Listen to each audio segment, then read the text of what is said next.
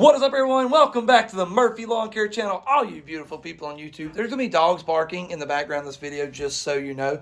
They used to both be in the front yard. Now one's in the front, one's in the back. So I'm in constant view of a dog that's going to bark at me. They're wonderful dogs, though, but they just want attention. Just bear with me. So anyway, today was my first really busy day of the mowing season. Now, we have been doing some landscape and a couple sod installations. I got one this week and one next week as well. I may bring you along for one of those. I'm not sure yet. Anyway, oh, that's what they're barking. I just seen a cat fly by the neighbor's yard. Yep, I'd bark at that too. Anyway, so today I had 6 yards a day, and that's pretty much where we're going to be at for most of the season. Hopefully we get even more busy or even busier. I'd like to get about 40 yards a week, and then my commercial contract, and then I'd be just as happy as can be. Anyway, I've really, over the past few weeks, since I made the video about the Bradley, if you don't know what I'm talking about, the Bradley 36, I've really got to put this thing through its paces and, really, utilize it. And I found I really love this mower. I have found this is probably one of the best investments that I could have made. Even though it's a 36 and it's good for gates, I have used this. Let me give you a little better view of it. I have used this guy to mow bigger properties. I've mowed right at a half acre with this thing, and it does awesome. Now, I do have two complaints. One's just a general complaint, anything like this would have. One is a major complaint that I really think Bradley needs to fix. It's one that I've even had customers ask me if there's something wrong with my mower. First complaint, this really isn't a complaint. Anything that you get of this size where it's kind of skinny, if right after a really hard rain, the next day don't take this guy out. If you do, be careful, because it's going to mar up some stuff. It's just small. You're putting a lot of weight in a smaller wheelbase. So that's going to happen. Even though it does have bigger wheels, as you can see, let me get you on. It's nowhere near like the old Gravely back there, right there. It's nowhere near like the Gravely. The Gravely has a larger footprint. Therefore, it's just going to be, it's going to spread that space out. That is putting that weight down. I know what I'm trying to say. I'm just figuring out to say it. Anyway, so that is one thing you do need to consider. It also has smaller front wheels, if you see those little tiny front wheels. And then the Gravely's big old fat front wheels, and even the Ferris has got pretty big front wheels. So something to consider. Anytime it's a little soggy, be careful with this. If you're not executing a really good K-turn, you're going to leave tire marks. I know sometimes we'll just go in and whip around. We'll be careful to not let either tire stop, but one will majorly slow down. You're gonna tear up some stuff. So definitely be careful. This is probably with any short wheelbase mower, like a 36 and under. May even be something slightly bigger than that. I don't know. 44 is not too bad about it, but just consideration. Now, one major issue that I have with this mower, and they need to fix, and it has even caused customers to ask me, yeah, I heard your mower having some issues. Mower's never had issues, actually. Is this thing right here. Now, I have looked, and I have seen a few other standards that have this. And I think one was a Toro Grandstand and an X-Mark, which X-Mark and Toro are kind of the same. They're manufactured by the same brand. So I did notice theirs. I don't know what theirs feel like, but as you can see, this thing just, all right, lot of resistance here. It's just really flimsy. Now, let me explain to you what this is if you don't know. Some of you already know what this is.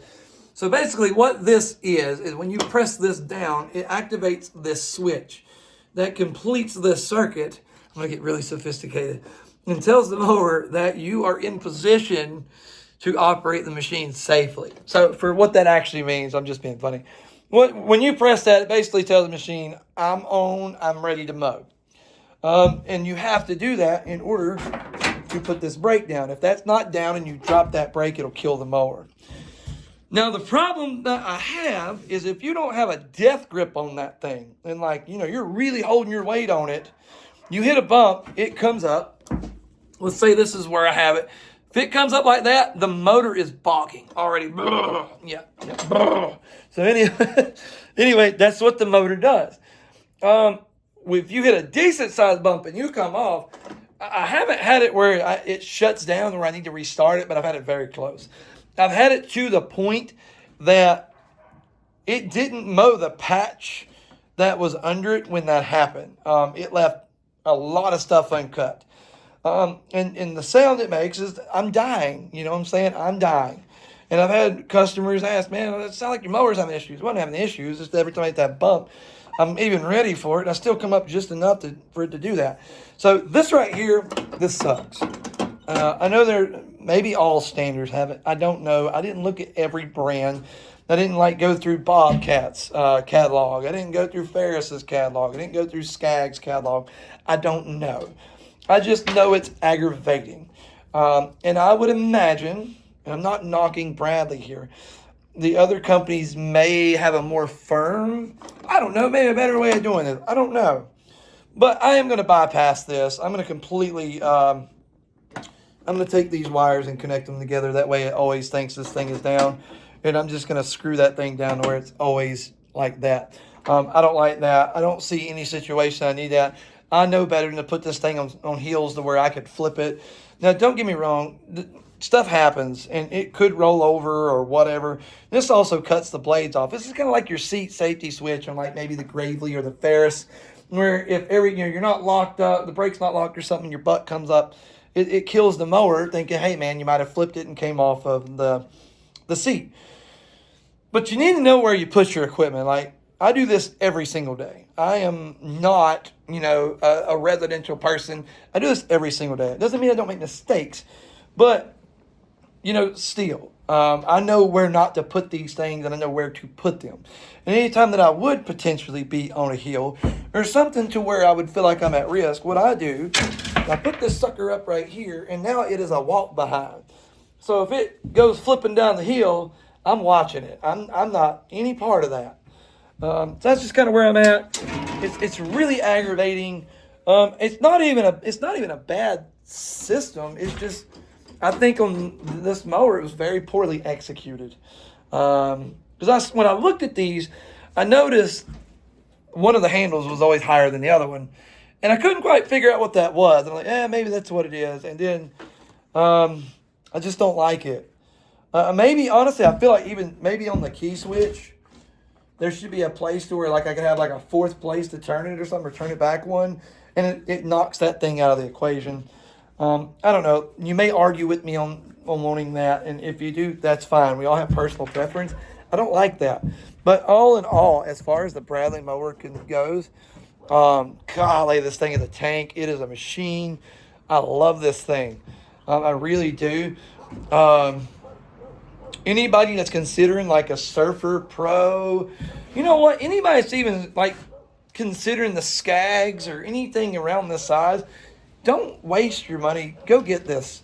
This thing lays amazing stripes. It does not have a stripe kit on it. I don't know if y'all can see down there, but I have checked. It doesn't have a stripe kit on it, and it absolutely drops some lines in the grass. It does a phenomenal job. It's a really comfortable mower. My first day on it, which was my first day on a standard period. Now, it did take me a little bit to get used to it. First day, I operated about an hour straight. Wasn't sure I was going to be too crazy over it. After putting in a little more time on it, I have found out that I really like it. I can mow for hours on end with it, and I really don't mind it. I still don't believe it's as comfortable as a rider, as it's the normal zero turn, but I do really enjoy it. I do like the fact that if I needed to get off and get something, I'm already up. So that is a big deal for me, big plus. As a matter of fact, we are in talks with a dealer. Now, this is probably not going to happen. I really don't know, excuse me. Mostly because I don't have the building space. And I'm not driving 20 minutes over to my shop in order to pick up another mower to go mowing for today or for the day. And but I am looking at a 61-inch standard from them with the Vanguard engine. It is the better of the engines. This is just like your standard. Honestly, this might even be like your regular Briggs & Stratton engine with a commercial sticker thrown on it. I don't know. It runs really good, though. I'm pretty happy with it. It does burn just a tad bit of oil. If you run it all day, hard as you can go, you check the oil, it's just, the full line, it's just a little, like a hair below it. So it is using some, and that's okay. I mean, they all do, to be honest with you. The Kawasaki does. Takes a little longer, but it uses it. The Ferris does, but it's also over the dirt.